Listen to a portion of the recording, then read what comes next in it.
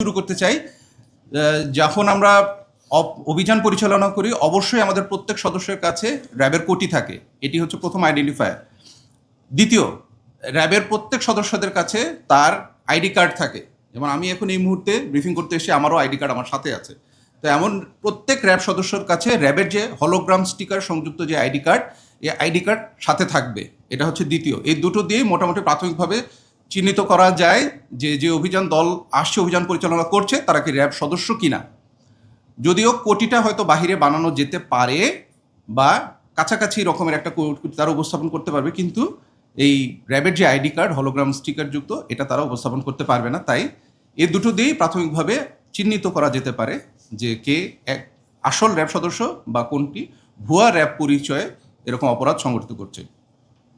এরপরে দ্বিতীয় প্রশ্নটার উত্তর, যে যারা এই ধরনের ডাকাতি, ছিনতাই এবং এই ধরনের কাজে সম্পৃক্ত থাকে, তাদের নিজস্ব একটা সিন্ডিকেট থাকে, যে তারা এই ডাকাতি করা জিনিসপত্রগুলো কোথায় তারা আবার এগুলোকে ডিসপোজ করবে বা কোথায় গিয়ে নিয়ে বিক্রি করার ব্যবস্থা করবে। তো সেক্ষেত্রে আমাদের গোয়েন্দা নজরদারি চলমান থাকে এবং সেখান থেকেও আমরা অনেক সময় আপনারা দেখবেন যে ডাকাতি পরবর্তী সময় ডাকাতির মাধ্যমে যে তারা যেই ধরনের জিনিসপত্রগুলোকে নিয়ে যায়, মানুষের কাছ থেকে ছিনিয়ে নিয়ে যায়, সেগুলোকে আমরা উদ্ধার করতে সক্ষম হই।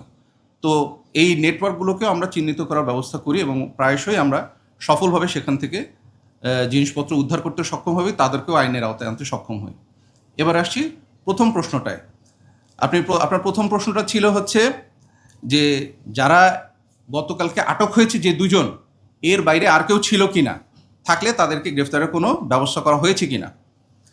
এই গতকালকে যখন আমরা এই অভিযানটা পরিচালনা করেছি, তখন আমরা যে মূল হোতা তাকে হাতে নাতে গ্রেফতার করেছি এবং এটি একটা বাজার এলাকায় ছিল। তো যখন তার ব্যাগ থেকে এই জিনিসপত্রগুলো পাওয়া যাচ্ছিল, তখনই তার কাছ থেকে আমরা তথ্য নিয়ে তারই আধা ঘন্টার মধ্যে আরও 800 গজ দূরে যেখানে তাদের মেল গাড়িটা রাখা ছিল, সেইখানে যখন আমাদের টিম যায়, তখন সেখান থেকে আমরা গাড়ি এবং গাড়ির ড্রাইভারকে আটক করতে সক্ষম হই। এবং আমাদেরকে যেতে দেখেই তখন তাদের সাথে যে আরও যে 4 জন সদস্য ছিল, তারা ওখান থেকে পালিয়ে যেতে সক্ষম হয়। কিন্তু আমরা তাদের তথ্য উপাত্ত প্রাথমিক জিজ্ঞাসাবাদে সংগ্রহ করতে সক্ষম হয়েছি।